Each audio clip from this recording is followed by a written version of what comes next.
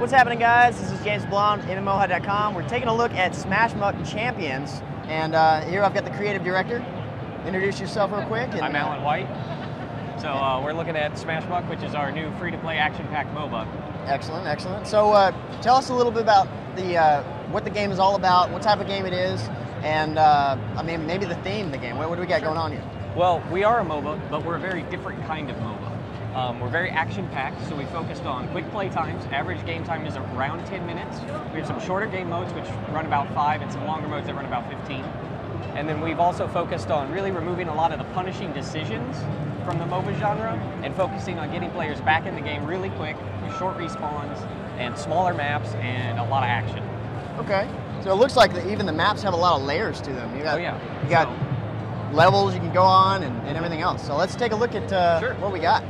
All right, so we're going to take over for Nexi, who's one of our vampire characters here. So she has a little bit of lifesteal going on, and we do have these cliffs, you'll notice. There are pickups scattered around the map. Jumping is in the game. Oh, excellent. So there are some small cliffs that you can traverse yourself, and then in the more inaccessible cliffs, you have to work with a teammate, but you can jump off of another player to gain some elevation. So positioning is really key. This is a death pit. I could fall in there and die if I wasn't being careful. Which you think just means you have to be careful, but there are characters that can push you into that pit. So some instant kill stuff does exist, which is a lot of fun. And it keeps everybody on their toes. Excellent. And you'll notice we also have some environmental hazards here. These crazy critters are shooting cannonballs at both teams. Oh. Not really taking sides, just keeping the battlefield interesting. So this is Plunder Ball. It's one of our 5 game modes. It's our Capture the Flag mode. So it runs very quickly, and this particular map is a 3v3 map. But we do also have a 5v5 version and some other modes that are also 5v5. So it looks like from the mini-map there, bringing that up, or the actual map there, it looks like you have some sort of buffs on the outside, like speed and things like that? Right, that's just designating which each of these pickups are. This is an energy pickup. Since I have the ball, I won't regen any energy, but I can grab a pickup if I can find one to keep myself able to use my skills. You'll notice we only have 3 skills, so there's a little bit less to manage.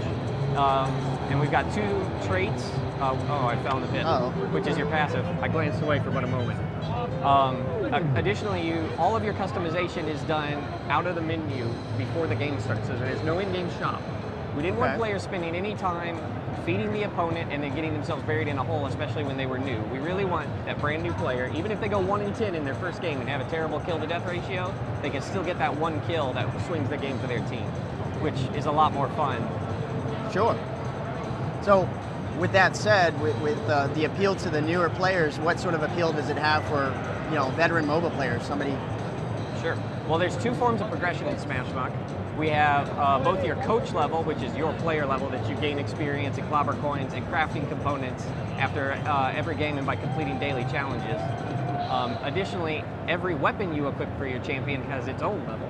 So weapons get more powerful as you use them every match, and then you're able to, with some weapons, affect all your stats. Every weapon gives you a different bonus. So one weapon is not necessarily better than another, it's just the opportunity cost of using one build over another. But the advantage to doing all of that in the menu before the game starts is we really let you deck with your team if you're brand new and really figure out a build that will work together with what everybody's trying to accomplish and make sure you can make an informed decision ahead of time. How many champions do you have currently? We have 22 champions. Wow. We're about to finish the 23rd. Oh, my teammate just jumped in the pit there. I saw that. Our animator's frantically working on him now as we speak. And this level we just put in last week, so we're constantly adding content. We've been basically in a live alpha since 8 months into development, and that's allowed us to really iterate on player feedback the entire way. Last PAX Prime we did a panel with a bunch of fans where we let them design a champion that we put in the game. Excellent. So this Dr. Jennifer character, that's my ally, you may see running around. Oh, they scored and defeated us. Oh. We'll check her out in the menu here in a minute.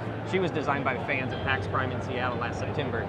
Last night, we did another one and designed a platicorn, which is a platypus unicorn, which is what the crowd screamed and screamed for. And it was a lot of fun, so we frantically draw and write down the rules and notes for the character.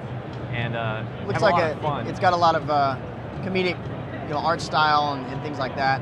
Yeah, we really wanted to kind of move away from the sort of traditional fantasy vibe that sort of permeates this genre. And really, you know, when we started it, we were like, guys, do we need another game with a Frost Archer? Probably not. Like, we've kind of got those bases covered. Let's do something fun and interesting. So we made sure we have a lot of different types of characters, a lot of appeal for everybody. And I mean, it's really an accessible, you know, style. So the game is free to play, and you said you're currently in open beta. Correct. So what does the cash shop system look like, and like how does that operate in the game? Do you have like skins for your champions and things like that? Yes, there are different skins for different champions. There are the different weapons. There are also badges which add like another passive trait or conditional effect to your character. And then we have training routines, which are like our room pages that you unlock as you level up. But nothing that affects the game has to be bought with cash. You can earn everything that affects your stats or the way the game plays. Always good. So, and with crafting components, you can build anything, even the vanity items that are cash only in the shop. Do players get to start off with select champions, or is there like a rotation? We have a rotation of about 6 characters. It changes roughly every 2 weeks. Okay. So there's always a smattering of each type of role represented, so characters can kind of get a feel for what they like in the game, and then if they want to unlock a particular champion, they have that opportunity. Works. So this is our other Plunderball map. We have 2 of these in the 3v3 mode. You have several different maps per game mode? Currently, Plunderball has the most. We have 2 3v3 modes and 1 5v5. So here we are as Dr. Jennifer. We're going to transform into the shark so we can deal with this guy in mid. There you go. Oh, he blinded us. Oh, that's neat. Yeah, so... Dr. Jennifer. Yeah, we have a surprising amount of PhDs in the game. Yeah. Dr. Tripp here is another doctor. I think they're from warring departments in the same school. I don't know. I asked for a fanfic when we designed the character and nobody got back to me. So we can do a little submerge here. Definitely liking the art style. Yeah, and the resolution time is very quick there. You see, we defeated another character and then I died. So you're always moving. Respawn times are pretty quick, gets you back in the game really fast, but you've really got to be on your toes, which is fun. Another thing you'll notice is there's no fog of war. We really wanted players to be able to make an informed decision and not feel like they were just missing stuff because they were too busy keeping track of everything else. And that's just part of like the accessibility stuff we really strive for at every layer. And so the various champions, will they have sort of a stereotypical style feel to them? So if somebody's familiar with MOBAs, they can like, well, I can identify a certain class that I particularly like to play and go for that. Yeah, the roles are very traditional. We sort of break it into offense, defense, and support, and then every character has a mixture. So they'd have a primary role, like Dr. Jennifer is a support character first, and then in her other form she becomes more of an offensive character. I see. But she grants some buffs to her allies when attacking enemies, so she's still able to perform a lesser support role sort of in all phases. Awesome. So what sort of things are possibly coming to the game right before? You said you're launching not too long from now. We're hoping to launch in the fall. Okay. But part of our open development process means that we're not going to be done until the fans are satisfied and we're satisfied. That's the way to do it. Continually iterating on their feedback. Absolutely. So we expect to be releasing more champs over the next month or 2. Of course, the character we designed last night we'll be getting into. Basically, once we can get back to the office, we'll have to figure out how we're going to solve all the problems the crowd presented us yesterday. Oh, that's a neat skill there. Yeah, this submerge is a lot of fun. It'll let you dig under walls. There are some characters that can build little walls that you have to navigate around. These both of these characters are healers, so there's probably no way I can finish them off on my own. But there is a damage pickup over here that'll let me do some double damage. Maybe I can lure this Nexie over and finish her off.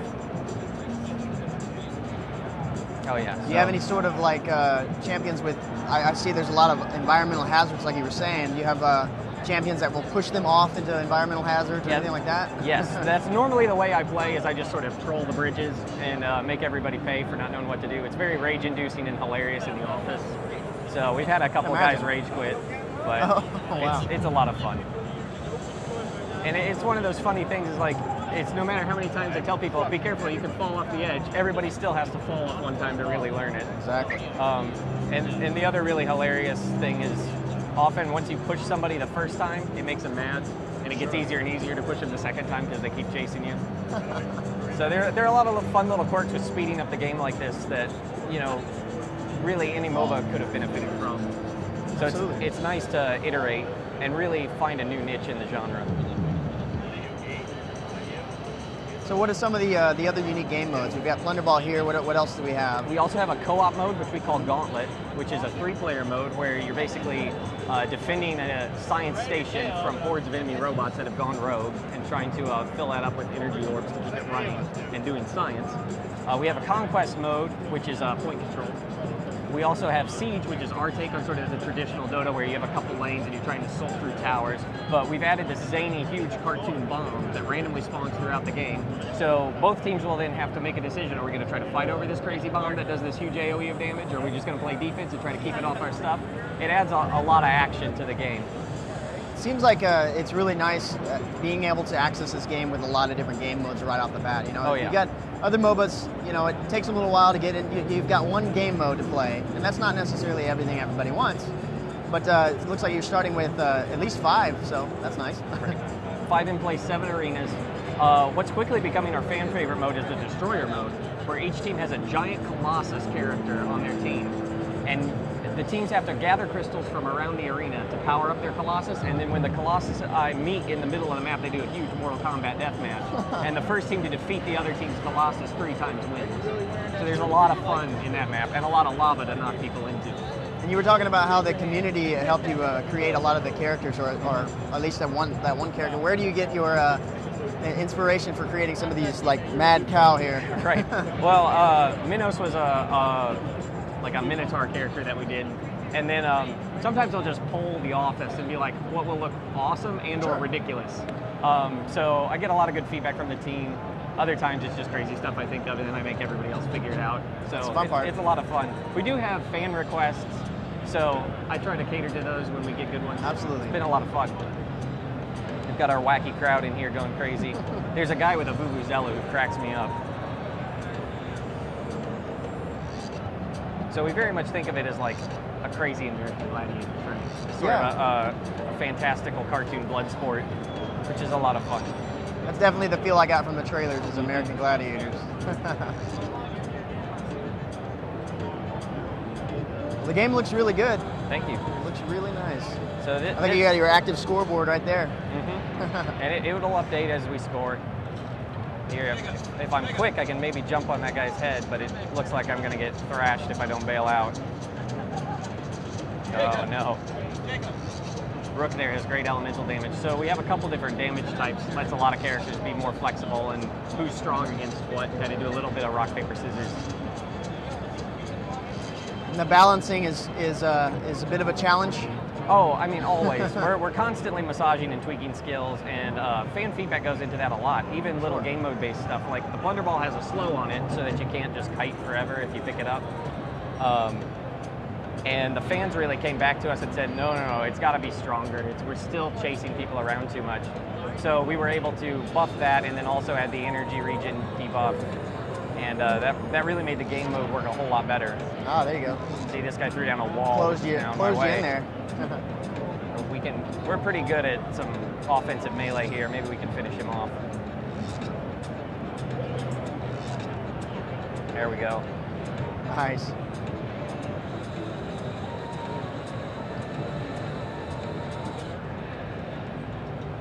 So do those pick up just randomly, or like if we were looking at the map, it kind of indicates where they're going to be? The pickups are in a fixed location in every map, so kind of once you learn the area, you'll know where to expect them.